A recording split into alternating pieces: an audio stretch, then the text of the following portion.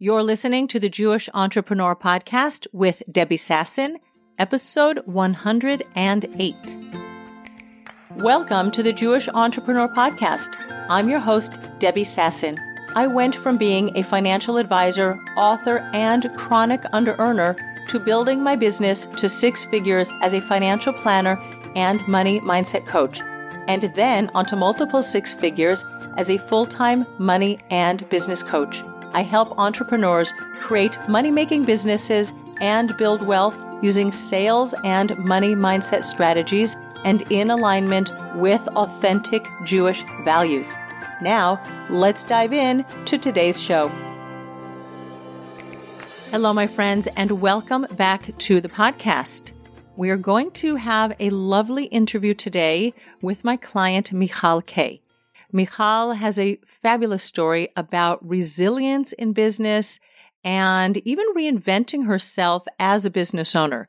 But before we jump into the interview, I want to let you know that my group coaching program, Wired for Wealth, is enrolling new clients between January 2nd and January 4th. I'm going to be running an open house with current clients on January 2nd, so you can ask any questions. If you are interested, and I know you are, go to my website, debbiesasson.com/newsletter, and make sure that you are on my email list because you don't want to miss this opportunity to get any questions asked so that you can enroll in Wired for Wealth this year.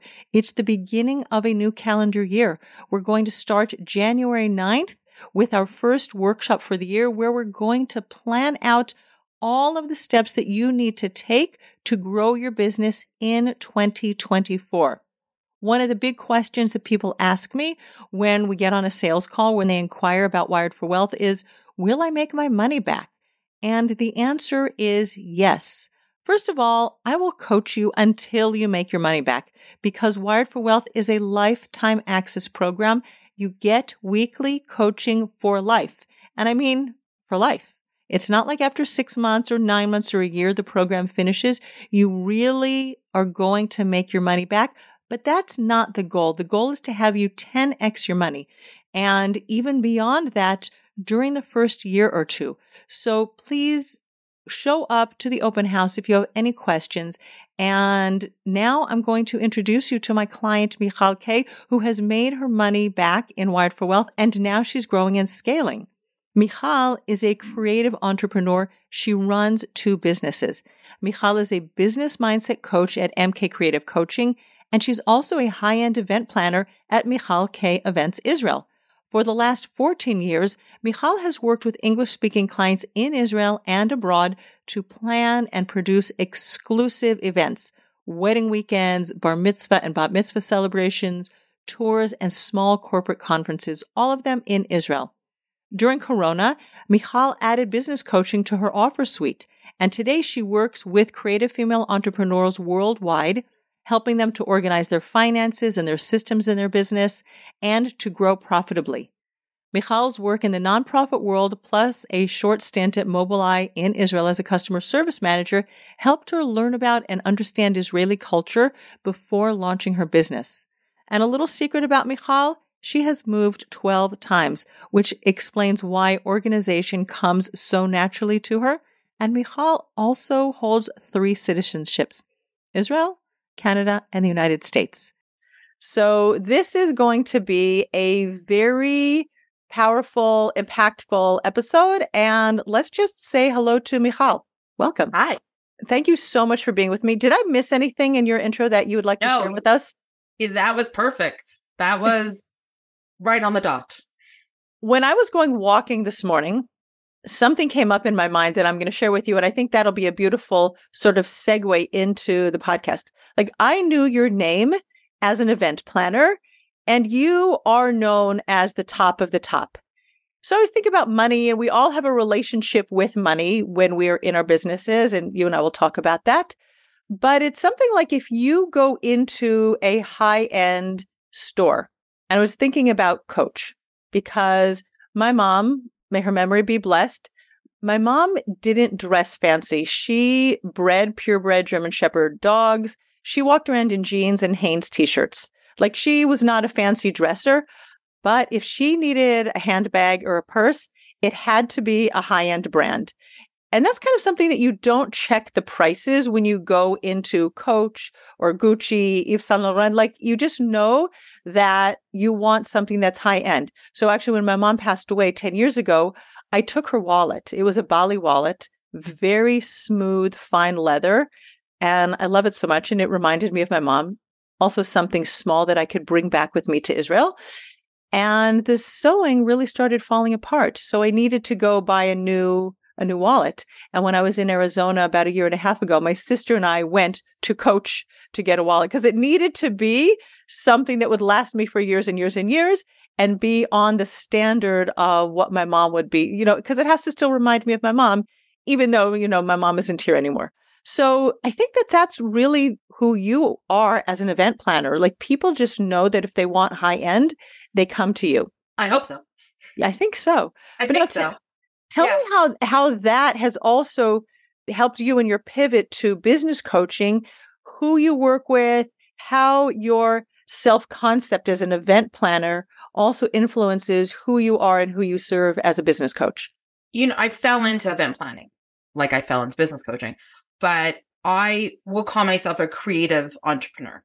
One of the things I love about event planning is not only is the logistics, which if you had asked me 15 years ago when I started this, if I would have loved, but it's also the creating this beautiful event. And one of the things I love about my clients is my clients will spend a lot of money in an event, but it's not necessarily 100,000 shekels or $100,000 in flowers. Okay. It's they'll do 6 or 7 events that will equal that same amount. So they're very, in the sense of they're very different how they think. They're willing to spend money, but they want to spend it on the things they want to spend on. Sort of in the sense of they're willing to spend it, but they want to get the most out of their money, but they still want it to be beautiful. That's why they've come to me, because I'm not the person who's going to say, okay, this event's going to cost them $500,000, right? Okay. This is their budget. It's a nice budget. What can we do with it? And then the aspects of being creative is I have to think of ways to come up with different types of events or different types of things that happen at the events that is their vision, whether it's swag, whether it's activities for different things, whatever it is. But it's very much creative. And that's my brain. My brain is creative. And over 14 years of working in the business, I had to build a logistics brain. I had to build a business brain. Right? I come from informal Jewish education. That was where I started. I wanted to be a fashion designer. I failed sewing, right? That's why I ended up going into what I call the family business, which is informal Jewish education. And then I went into event planning. So I had the creative. We always joke in nonprofit that you do everything. You're the marketing, you're the CEO, you're everything. Right. So I brought that with me, but I didn't have the business brain. And that's what I taught myself over the first couple of years, right? How to build budgets for my clients, how to build my own budget, how to charge, what was I actually making, how to market. Again, I started before Instagram. I started just the beginning of Facebook when you just needed a website and Facebook. So I evolved with the industry in the sense of marketing. And I learned how to build my second brain. It's like the 2 parts of my brain. It's the creative and then it's a business. And we as creative entrepreneurs forget. And so when I went into business coaching, I didn't always want to work with event designers. Yes, that is a lot of people who I work with, but I wanted to work with people who had a creative mind, because as creatives, we sometimes forget, in fact, a lot of the times, how do we run a business? We'll be a graphic designer. Okay, what do I charge? We'll be a photographer. Well, what do I charge? What are my packages? Right. I'm a florist. How much am I actually supposed to make off each item? You can sell personalized cups or mugs. What's my profit margin? We don't know. And you go into it and think, I'll just start a business and I'll be fine. And then all of a sudden the government's like, well, you have to register and you have to do all this. And it gets overwhelming. And then how do you market? How do you turn up? And that's my superpower, is that I can help creative entrepreneurs with the tools that they need to grow their businesses in a way that is comfortable for them because I understand their different brains. I think that's fabulous because, right, the logistics part, well, there's the logistics because I knew that, in terms of having to look at a timeline and know that you need to get all of the little details. This needs to be delivered and this needs to be set up and you got to get a bus to take your people, right? I was sure that you were very detail oriented and could make that work out. But tell me a little bit, how did you teach yourself about the budgeting? Because you don't think that the creative entrepreneurs go together with the budgeting.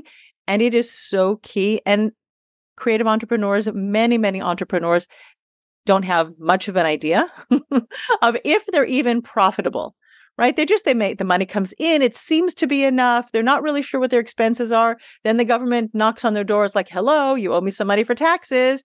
And I have worked with entrepreneurs, creative and otherwise, who have found themselves 5, 6, 7 years down the road, forgot to file taxes or just never got around to it because they're so busy doing what they're doing. And I never make that a problem. It's like, okay, so you didn't do it.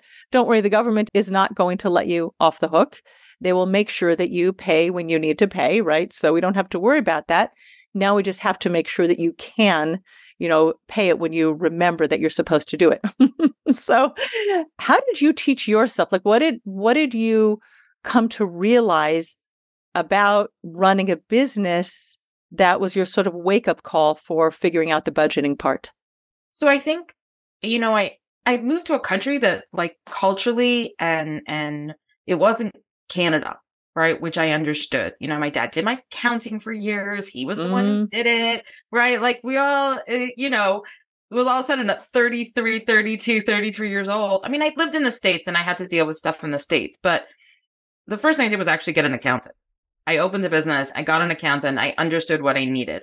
When I passed the next threshold to a bigger business, right? Right. So you started having to pay VAT. Yeah, I had to tax and everything. That was where I started to learn everything, right? Because it was all my expenses for the government started to get much higher because I was making more.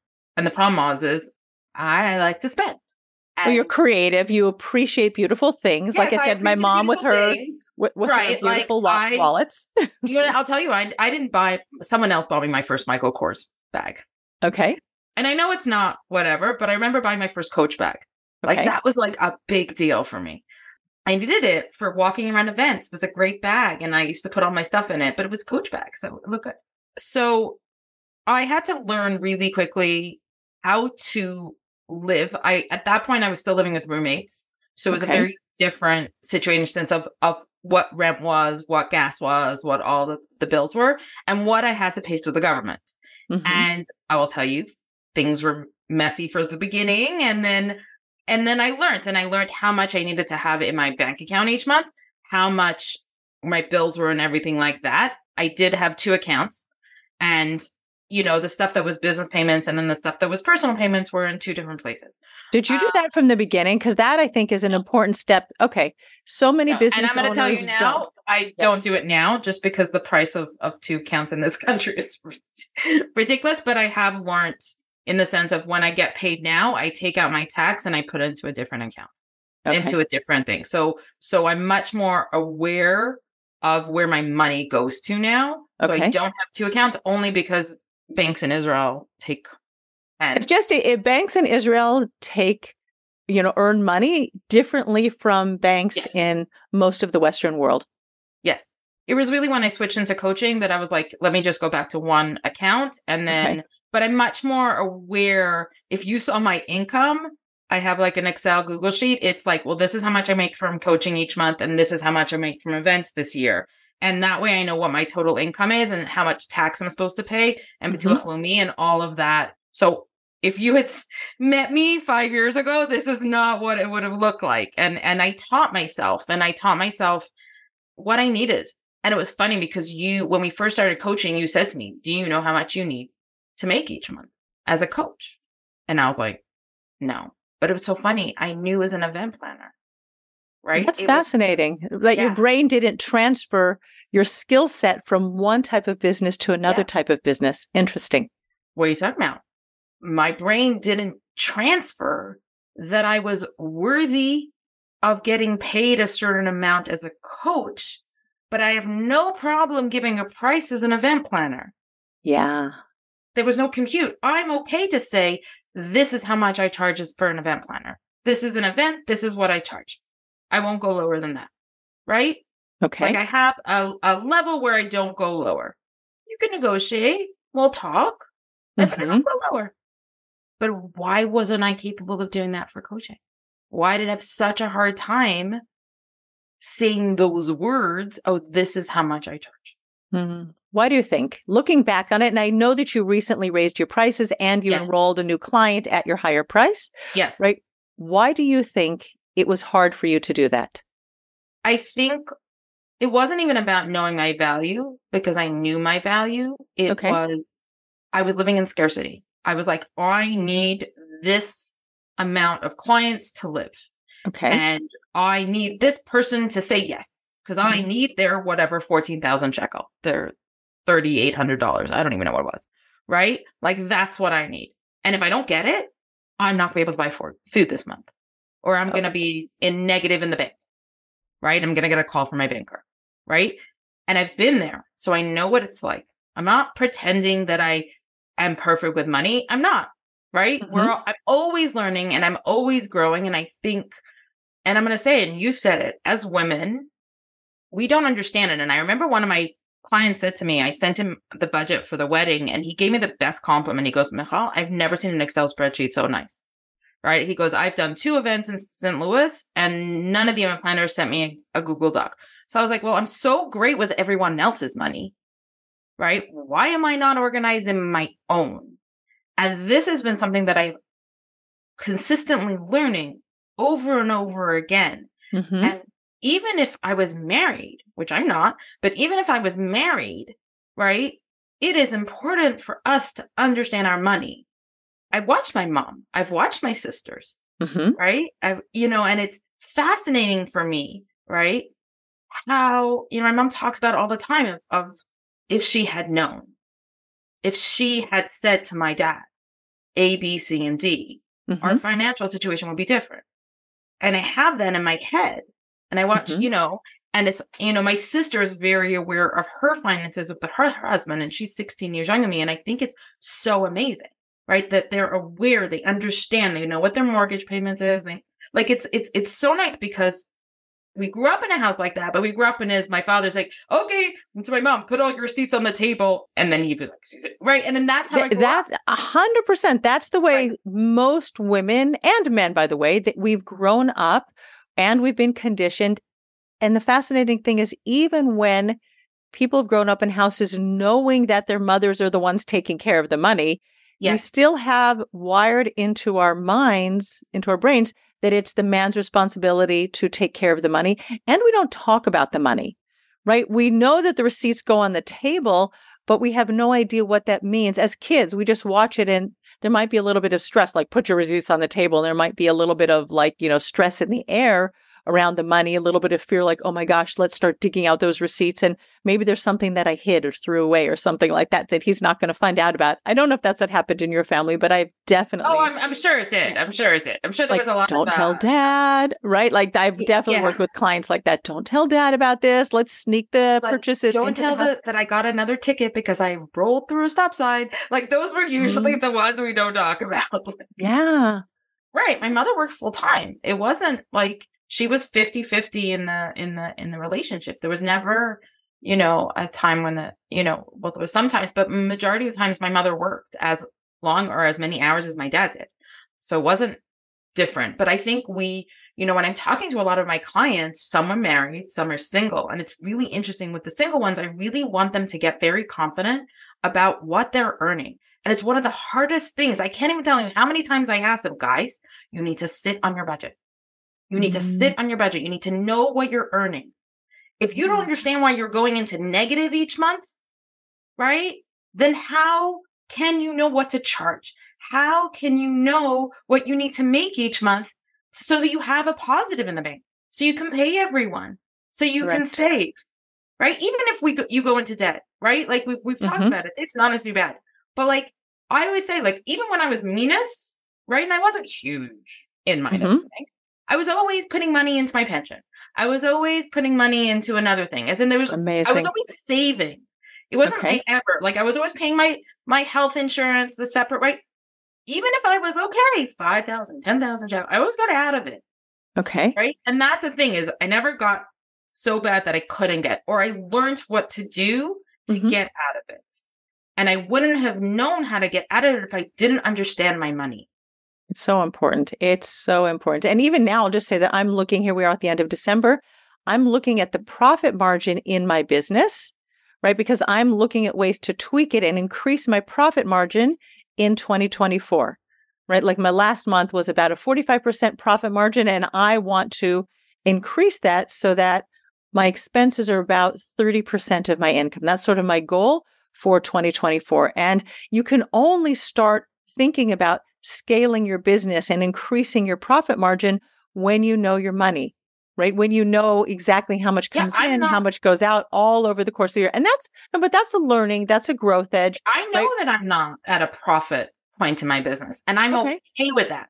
Yeah. Right. Like I'm okay with that. Like I know that I will get there. Right. I know what my goals are for 2, 3, 4 years from now. So talk about that for people, because I think that that's a very important point. Like you just like dropped something that people need to understand about this, right? That you're not in profit in your business and you are okay about that. I think it was, this year between events and coaching, this year I made more money in coaching than I did last year. Yay.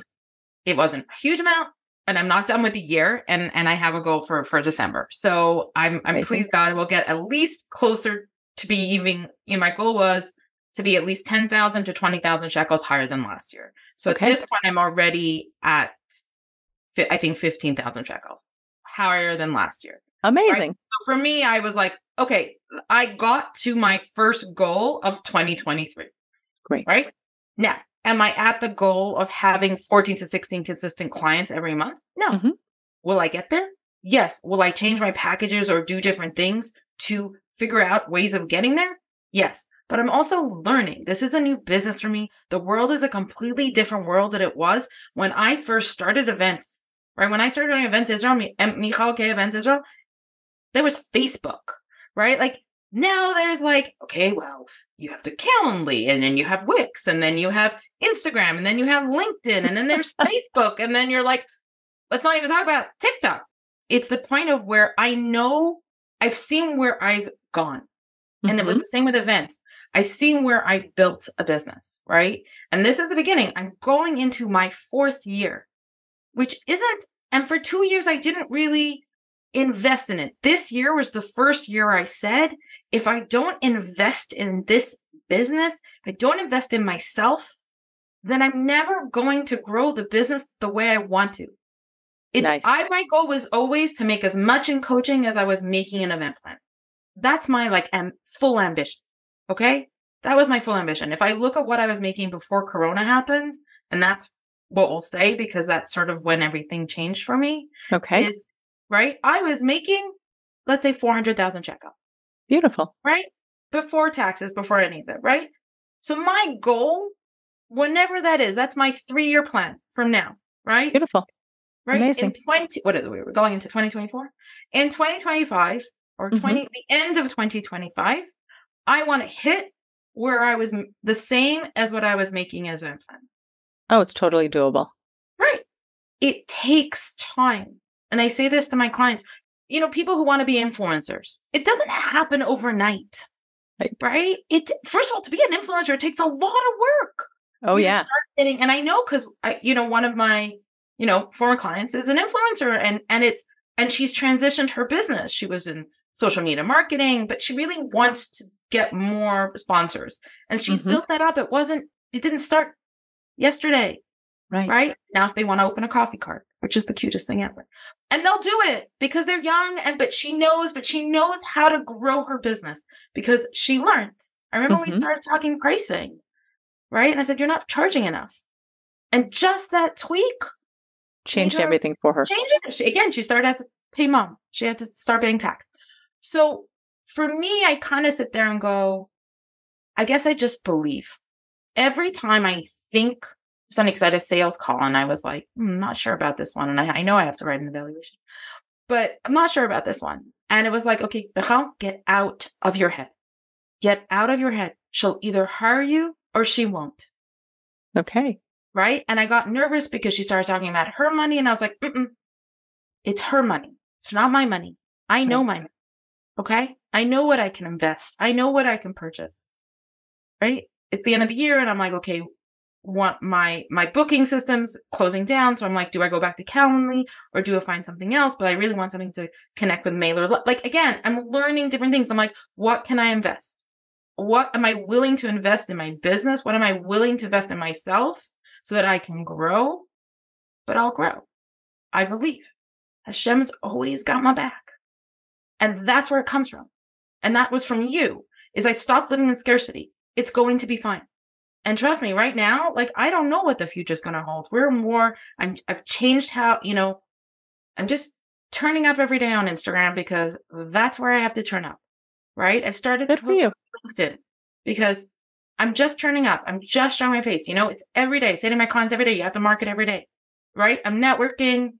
I eventually start a newsletter because you know how I feel about emails. Right? And Debbie is very, very strong about emails. You got to talk to your people.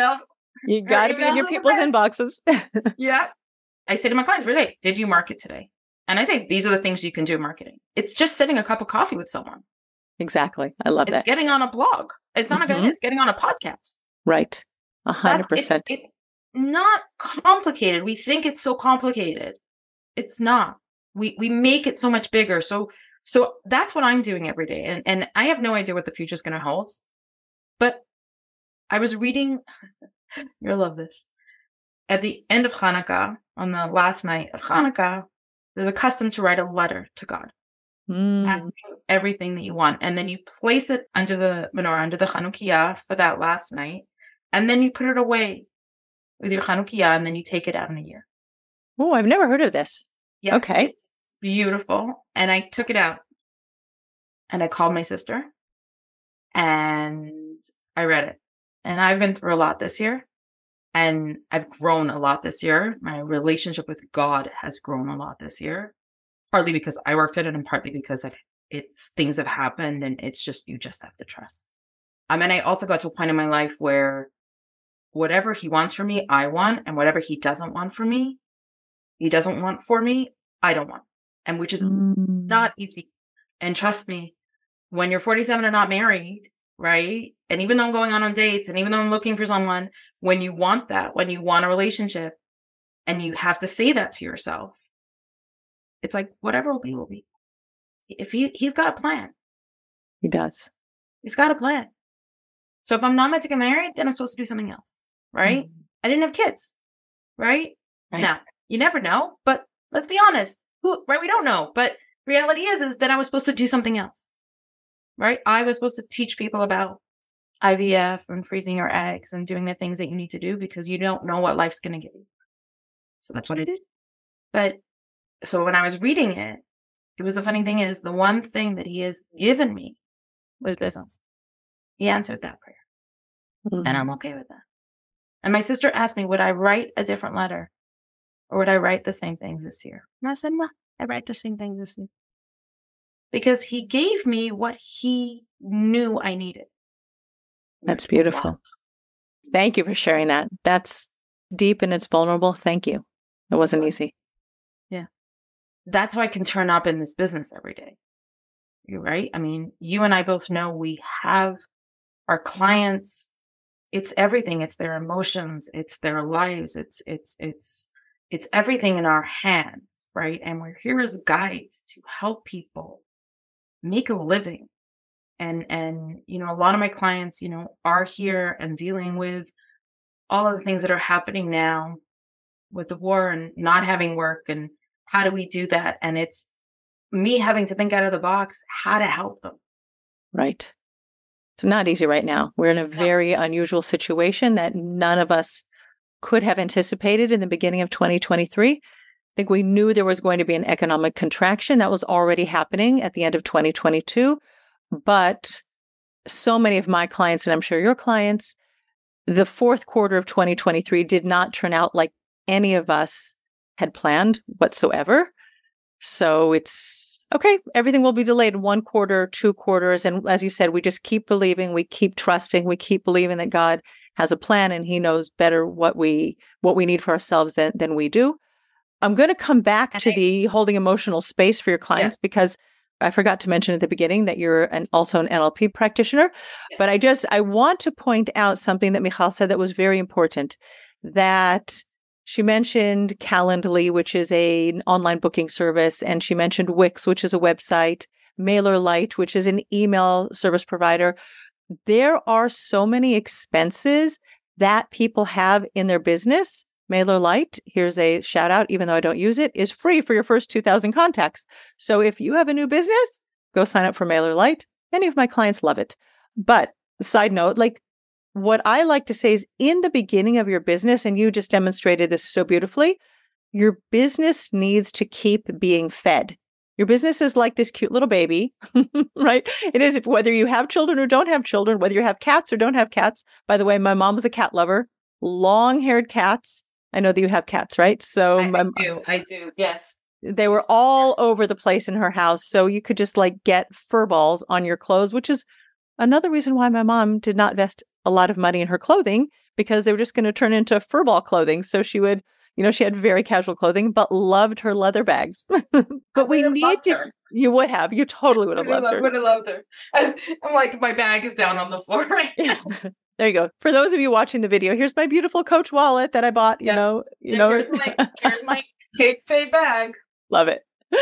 So we need to keep investing in our businesses to make our business grow, because a business needs to be fed, whether it's baby formula or diapers or whatever it is. We can't expect our business to be paying all of our personal, finances when we are in the early stages of building our business.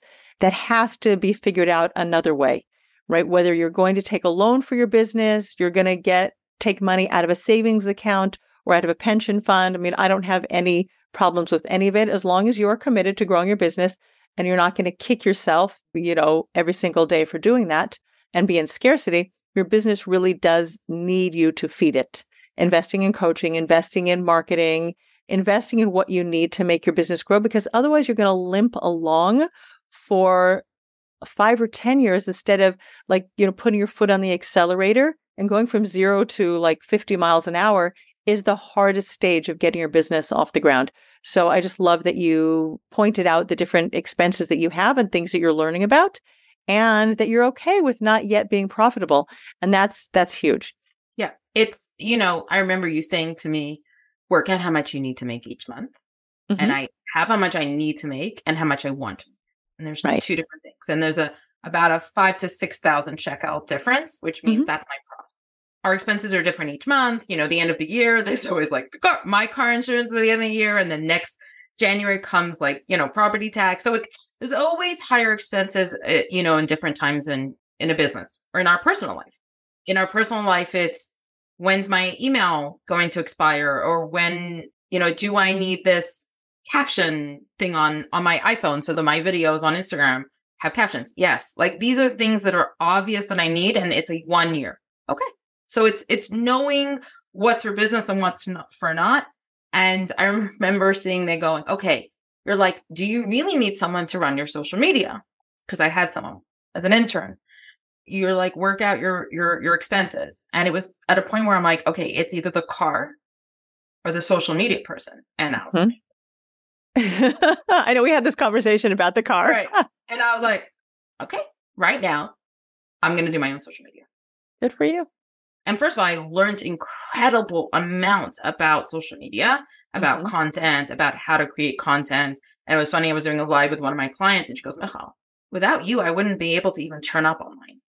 My content wouldn't be. And it was such a lovely compliment. I didn't even realize, and we've been working together for we did 6 sessions over 6 months. And now she's in my 6-month package, every 2 weeks we speak. And I had no idea the impact.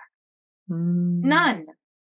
And it was so nice to hear. I was like, I'm making my clients do live so that they get comfortable online, because it's not easy turning up online.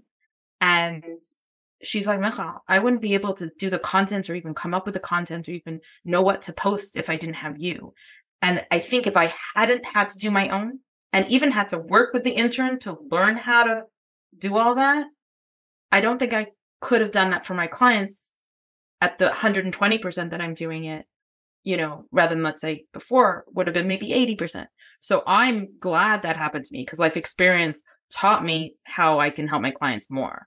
And how to choose, right? You didn't just like choose everything, but you really made a thoughtful investment decision. I mean, in the car, which is really a personal expense, or maybe get some business write-off, but yeah. Both because but you had yeah, exactly. But you had like a money choice, and you valued the car over social media, just like my mom values her Coach bags over her, jeans and, designer clothing. Yeah. So tell us about NLP, because it's an amazing technique that I don't know too much about. I mean, I have other, nervous system and body center techniques like EFT, but tell us a little bit how you bring that into your coaching. So NLP is neurological linguistic programming. I still, after 2 years of being in, I still can't say it properly. What we do is in NLP, if I was doing private sessions, is that we pick a goal and we put a SMART goal. Like, how can we know that you achieve this goal? And if you think about it in business, it's like, okay, what are my ambitions, right? How am I going to know when I reach my ambitions? For me, I know.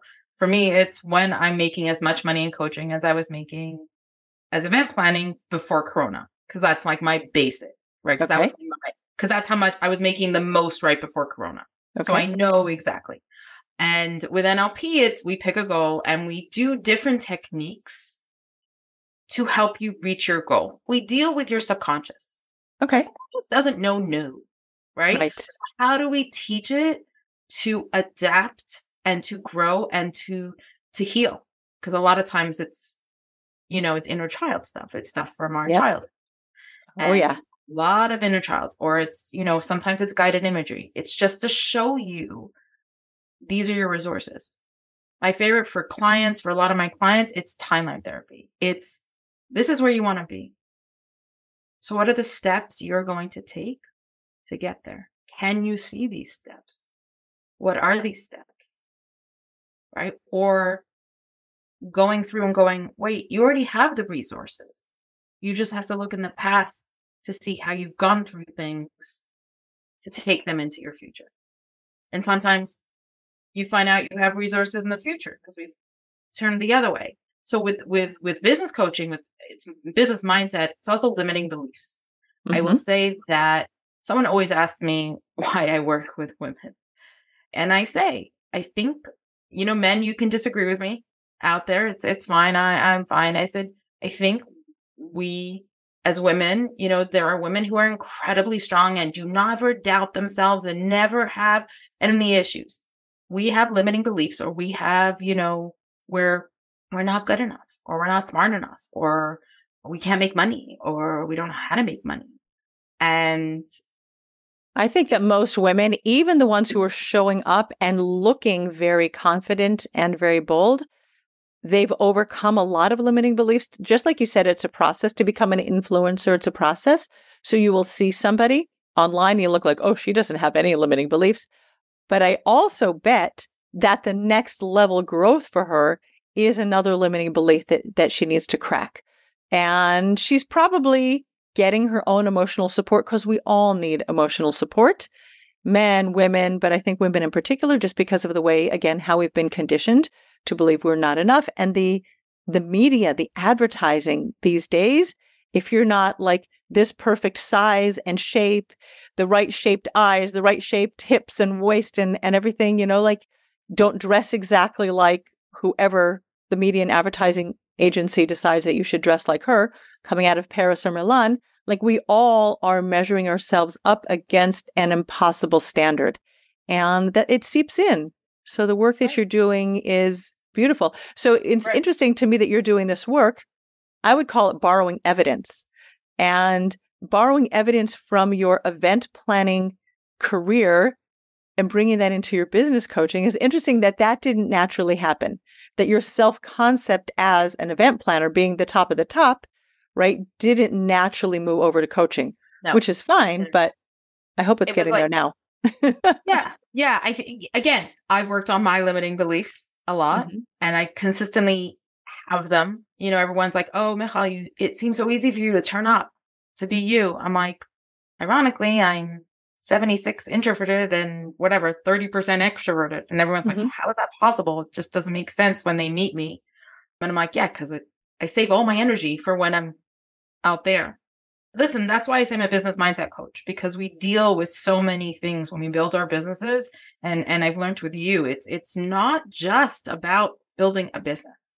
It's not just about spreadsheets. It's not just about budgets. It's not just about clients and marketing and that. It's about and I think whether it's been Corona or the war, when we are emotionally just I don't even know the words anymore, because it's just like we go through sad and happy each day like 17 times right now, right? It's like Yeah. up, down, roller coaster. But when we're not able to be our full selves, when we're not trusting in everything in our gut, it is so hard for us to invest in our business. When everything is stressful, Mhm. we freeze. We do. I would say that is one of the biggest issue. I go through it. We go into procrastination mode. We just don't even know what to Mhm. prioritize. Mhm. And that's really what I've been working on with my clients the last 2 months is how do we consistently just turn up, even if it's in a small way, just to keep the wheel moving, just to keep you on that like Ferris wheel. Beautiful. I love that. Yeah, and the stress, I will point out, I have a client that I was working with recently who has a financially stressful situation at home, and we're trying to brainstorm some ways to get a financial cushion into her personal bank account so that she could have more creative access in her brain to show up in her business, right? Because if you have stress, like you said, the stress will shut you down, and you coach creative entrepreneurs. And if we can't access our creativity, it doesn't matter if you're an accountant who seems to be like very much logical brained rather than creative, but you also need creativity in accounting or in budgeting. And if you don't have access to that in your brain and in your body, right? Because the stress will shut you down physically as well, then it's very hard to grow your business. So being able to just calm your nervous system, chill, relax, open up, which is why I don't believe that you should make your business pay for all of your personal expenses in the first few years, because it's way too stressful on your business. I'm the first person, and I had as a business coach during Corona, and she's like, take a loan. Now, Yeah. during Corona, I was not there, Hmm. right? I will tell you now, I was just not there. I think, first of all, I don't think we knew how long it would last. Secondly, eventually the government kicked in. And the truth is, like, I And did so what I many needed to people do. had to pay back those loans. Like I didn't Yes. take a loan, but the government was like, give with your right hand, take it back with the left hand. Right. And so many people got caught with their pants down, figuratively speaking, because they spent the money and then they made Right. money. And then the government's like, hi, give me my money back. Right. So I And was very careful, and I watched, again, I learned. I watched everything. I used what I needed to do. And the truth is, I got a job. I got a part-time job good because I for have to. you. Yeah, it's Really, safe. really thank you for sharing that, Yeah. because so many people are embarrassed to have to go take jobs. They're like, no, I'm building a business. It's like, yeah, but if you don't have cash coming in the door, then you don't have these emotional resources, mental resources to build. I would go work at Aroma if I needed to right now. Good I for have you. zero problem going to work at a coffee shop. Done it. I'll do it Good for again. you. I have zero problem. And I also, I'm sitting there January, I'm like, do I need to take a loan in 2024? Good for you. Right? Because I Yeah. sit there, I'm like, okay, I would rather take a loan than be in Minas right now. I would rather Mhm. take 50,000 shekels or 100,000 shekels, whatever it is, right? To get the business, they have these small business loans, low, whatever. If that's what it means, and that, even if I don't need all the money right now and I just put it away and that earns interest, I'm in a different person, right? I don't want to live in a world where I don't have, right? Like I can tell you now, I go shopping online all the time. I don't actually purchase anything. I just put things in my cart. It makes me feel better. Good for you. I You might get your have like, dopamine high from having things in it's your real. cart. I can't even tell you. I got pajamas in from Delta right now because they're having a sale. I'm like, right? Because I'm sitting there, okay, I can't justify spending anything right now because I know it's the end of the year and there's a possibility I'm going to have to invest in my business right now. And that's a priority over my personal wanting 2 sets of new pajamas, right? Or whatever else I want to buy, right? It's just being aware of what I'm willing to do right now. My priority right now is investing in my business. That's why I say to my clients all the time, right? Or my future clients or the people I want to come work with me. It's to grow your business, you need to invest in it. You've said it. I've said it. Right? Right. So that's the thing. And when I sit there and I'm like, yeah, I'd love those 2 new pairs of pajamas, but it's not a priority right now. And so I shop without shopping. I fill my carts up and it makes me feel so good. I love that. I love that. It's great. But it's fun. But that's how I've met, because I don't want to live, because I've been the person who would go shopping and wonder why her credit card bill next month gets me back into this situation, right? Like, I don't want to be there anymore. I don't want to be in a situation where I don't understand. I'm like, okay, pharmacy, food, whatever it is, right? It's, I don't want to be in a situation where I'm like, I don't have enough because I decided to go shop. And you've just demonstrated your resilience and how you've grown your resilience to say no to yourself in your personal life, how you've, investing in your business, that there's just so much strength and growth and expansion. And I just really want to make sure that everybody hears that and everybody knows that. Now, I have one question. We're going to wrap up this one question. You didn't know I was going to ask you this. No. I only thought of it 2 seconds ago. But since we're at the end of 2023, what are your predictions for 2024? For my business or for in general? In life? Let's just talk about in general, because I think that it's, if we're looking at the business atmosphere, both of us as business coaches and many other people, entrepreneurs who are listening to this podcast, what are you basing your growth predictions on in terms of how you think things are going to change, slow down, expansion, status quo? What are you thinking for 2024? You know what? I have you in the back of my head constantly saying there is unlimited amount of money in the world. Mm-hmm. And I believe that. And I think if your clients out there, you're going to find them. Mm-hmm. And I think women are becoming, and I've been an entrepreneur for years. I've been an entrepreneur for 14 years. And if you'd asked me ever thought I would be an entrepreneur, not a chance in hell. But I watched my mother, not a chance in heck. Okay. I watched my mother reinvent herself over and over and over again. And I realized that I have the same skills. Now, I don't, and I think as women, we have those skills. We have the ability to be able to pivot or to reinvent ourselves. My brother-in-law's grandfather, who became a millionaire, in his 40s, says to me, Michal, you're going to be a millionaire plus 40 because you're going to have so much life experience behind you that you know what to do is right. And I thought he was cuckoo, but the truth is he's really smart. And I get what he's saying, because if I look at my 40s and I look at my 30s, right, and I look at my 20s, I take all of that to be where I am now in my own business. And I think women, there's so many women entrepreneurs out there. And I think that's amazing. And I think there's so much need for it. It doesn't matter that there's 7 photographers. Who cares? Who cares?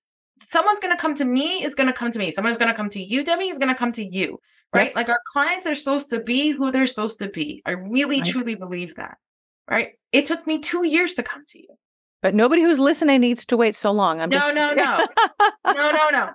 And I probably shouldn't have. I know I probably shouldn't have, but I also think mentally I wasn't there to really invest. I had to get to that point. And I see when I have sales calls, when my clients get to that point, I don't think it matters what's happening. I think that's what's interesting. It's like, I don't think it matters that we're in a recession. I don't think it matters that we're in a war. Yes, there are going to be businesses that are going to be very, very affected by this, but we'll come out of it. We came out of it before.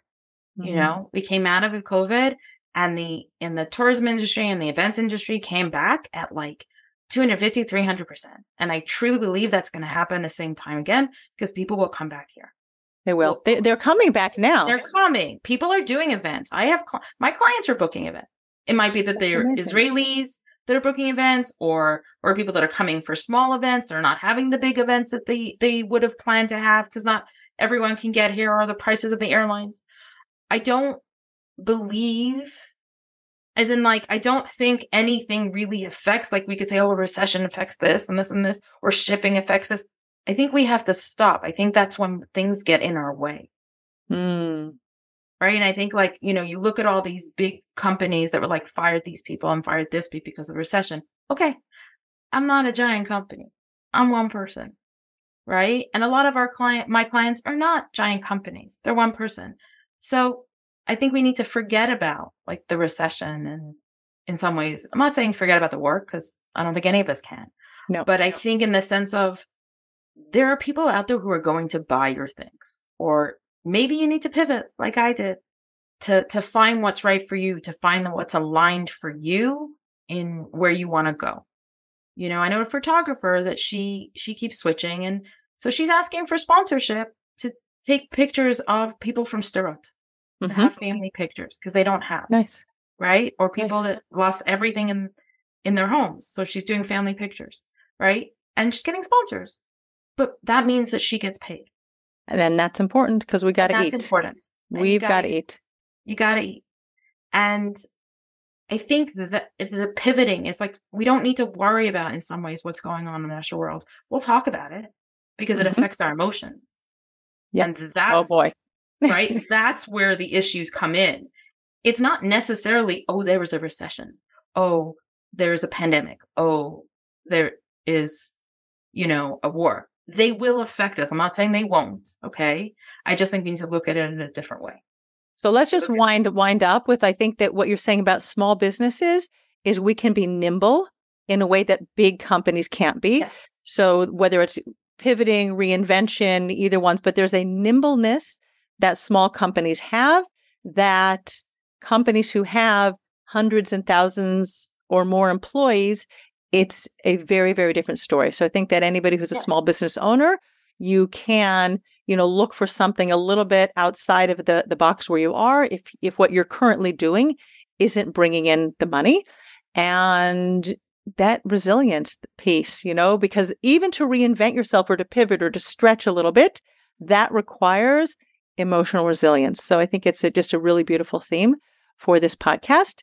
And tell the listeners where they can find you. If somebody's in the creative space or not creative space, loved hearing about you. Where can my listeners get in touch with you? They can get in touch with me on Instagram. It's Michal Kaye, or email info@michalkaye.com. Pretty simple. Because you have an email list, right? And I have an email list. Yes.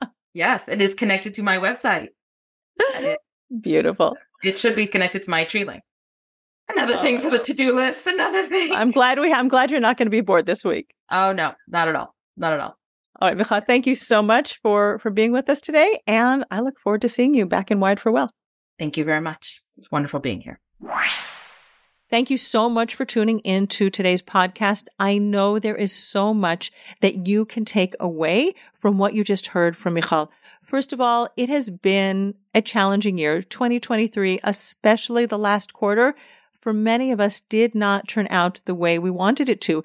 And now we're about to turn the corner on a new calendar year. It is the opportune time for you to invest in a coaching program that will help you grow your business. Wired for Wealth opens for enrollment on January 2nd. The enrollment window is very short. It's just 3 days, and I won't be opening enrollment again until March.